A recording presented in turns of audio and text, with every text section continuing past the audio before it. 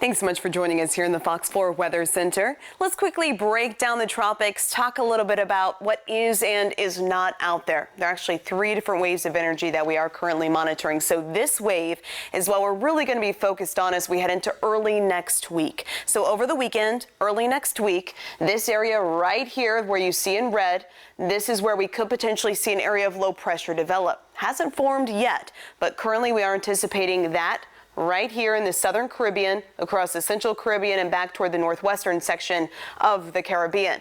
And then thereafter, a depression is expected to develop. That's why that probability is now jumped up to 70%. And then right here off toward the north and east, this area of low pressure, what again hasn't developed yet, but is forecast to do so, will then absorb this area of low pressure right here. So that's going to be absorbed into that. And then, of course, over here to the west of the Azores, keeping a close eye on the Atlantic. But thankfully, this wave, just something to mention, but not anything that we are concerned about.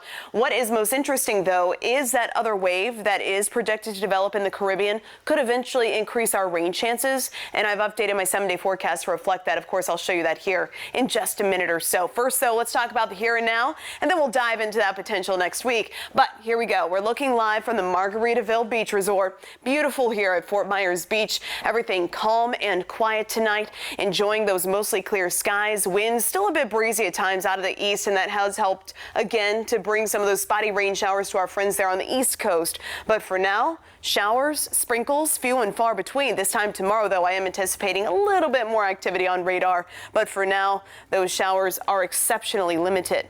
Winds currently out of the east sustained between 9 to 12 miles per hour. Higher wind gusts currently in the lower 20s for both Punta Gorda as well as Fort Myers. And as we head through this evening, those wind gusts will gradually drop out of the teens into the lower teens and then down to around 12 miles per hour out of the northeast right there around midnight. So helping you plan out the rest of this evening, conditions are really shaping up beautifully for any of those outdoor plans. We'll stay mostly clear and dry.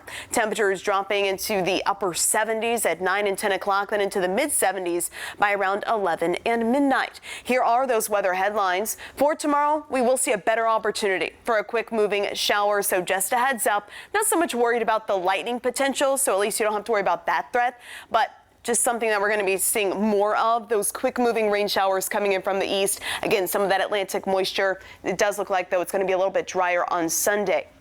Also through the weekend, temperatures continuing to run above average, highs in the mid to upper 80s. Keep in mind the normal high for this time of year, typically around 84 to 85 degrees.